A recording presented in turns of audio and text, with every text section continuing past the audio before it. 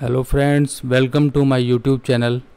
तो आप सभी लोगों का स्वागत है। आज जो है हमारी डिस्कशन रहेगी पंच महापुरुष योगा के बारे में।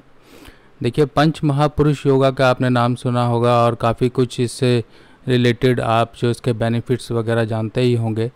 पर यहाँ पर मैं बताऊँगा पंच महापुरुष योगा कैसे फॉर्म होता है और इसके क्या क्या बेनिफिट्स होते हैं, कैसे कैंसिलेशन हो जाती है इस योगा की। क्योंकि हो सकता है कि हम देखते हैं कि पंच महापुरुष योगा फॉर्म हो रहा है कुंडली में, पर इसके पीछे भी कुछ ऐसे फैक्टर्स होते हैं जो कैंसिलेशन कर देते हैं पंच महापुरुष योगा की। या फिर कोई भी योगा हो तो हर एक का एक कैंसिलेशन फैक्टर भी होता है। तो यहाँ पर हम वो चीज़ें सारी की सारी कवर करेंगे। तो ये पोस्ट काफ़ी इंटरेस्टिंग होने वाली है। आप सभी लोगों से मेरी यही रिक्वेस्ट है कि जुड़े रहिए मेरे साथ। और चलिए शुरू करते हैं पंच महापुरुष योग। तो पंच महापुरुष योग, पंच के नाम से आप समझ ही रहे होंगे। पंच का मतलब होता है पांच। जैसे पंचायत होती है, पंचायत में भी पांच होते हैं, सरपंच और पंच मिला के 5 लोगों की वो पंचायत होती है। ठीक है, तो यहाँ पर पंच जो है ये संस्कृत वर्ड का मतलब है, पंच मतलब 5। तो 5 महापुरुष। ठीक है, जब ये 5 महापुरुष यानी कि ये महापुरुष जो यहाँ पर हमने लिए हैं, ये महापुरुष हैं एस्ट्रोलॉजी से रिलेटेड, यानी कि हमारे प्लैनेट्स। तो 5 प्लैनेट्स जो कि किसी न किसी रूप में प्लेसमेंट और एसोसिएशन और अदर जो एस्पेक्ट्स हैं उनको लेके वो कहीं ना कहीं 5 तरह के योग फॉर्म करते हैं। तो वो जो योग होते हैं, ये पंच महापुरुष जो योग होता है, ये ओवरऑल ऑल अराउंड सक्सेस देता है। बड़ी बड़ी पर्सनैलिटीज़ जिन्होंने काफ़ी सक्सेस हासिल की अपनी लाइफ में, उनकी कुंडली में कहीं ना कहीं पंच महापुरुष योग का भी इफ़ेक्ट रहा है। तो हम यहाँ पर अभी एक एग्जाम्पल चार्ट को भी डिस्कस करेंगे, तो जिसमें आप समझेंगे कि हाँ, पंच महापुरुष। देखिए, सक्सेस दिलाना योग और प्लैनेटरी एस्पेक्ट्स के ऊपर डिपेंड करता है। अगर हमारी कुंडली में किसी भी तरह के गलत टाइप के योग या फिर गलत प्लैनेटरी कंजंक्शन या फिर इस तरह के एस्पेक्ट हैं तो लाइफ में स्ट्रगल होगा। पर पंच महापुरुष योग या फिर और ऐसे अच्छे योग कुंडली में है तो जो नेगेटिव फैक्टर है वो कहीं ना कहीं सप्रेस हो जाता है, क्योंकि डोमिनेटिंग फैक्टर जो होते हैं वो हमारे अच्छे योग होते हैं कुंडली में। तो पंच महापुरुष के बारे में हमने समझा कि 5 प्लैनेट्स का एक कॉम्बिनेशन है, जिसमें हम लेते हैं कि पंच महापुरुष योग जो हैं मंगल, बुध, बृहस्पति, शुक्र, शनि, इनकी वजह से पंच महापुरुष योग फॉर्म होता है। तो पंच महापुरुष जो होता है लक, प्रॉस्पेरिटी और सक्सेस हमारी लाइफ में देता है। जो ये 5 प्लैनेट्स हैं और ये जो पंच महापुरुष है ये 5 सेंस को भी रिप्रेजेंट करते हैं, जैसे कि smell, sight, hearing, taste, touch. तो इस तरह की जो है ये सेंसेस हैं, इनको रिप्रेजेंट करते हैं। ठीक है, ये एक लक एनहांसिंग योगा है जो कि नेम, फेम, प्रॉस्पेरिटी, सक्सेस देता है। ठीक है, अब हम इसके समझते हैं कि पंच महापुरुष में कौन कौन से योग आते हैं। तो पहला योग आता है रुचक योग, दूसरा आता है भद्र योग, तीसरा आता है हंस योग, चौथा आता है मालव्य योग और 5वां आता है शश योग। तो ये 5 योग हैं, जिसमें से हम आज बात करेंगे रुचक योग के बारे में। देखिए, रुचक योग जो हम किस तरीके से फॉर्म होता है, यहाँ पर देखिए ये जो मैं चार्ट ले रहा हूँ ये जनरल पी मुशर्रफ का चार्ट है।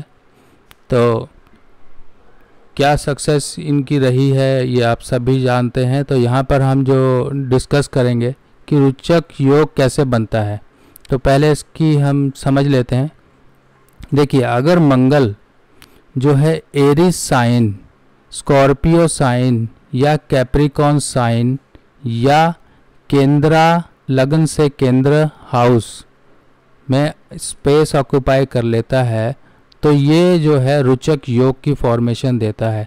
तो मंगल को आप जानते हैं ये आर्मी जो है करेज और एग्रेशन और हमारी जो है उत्तेजना सबको गवर्न करता है।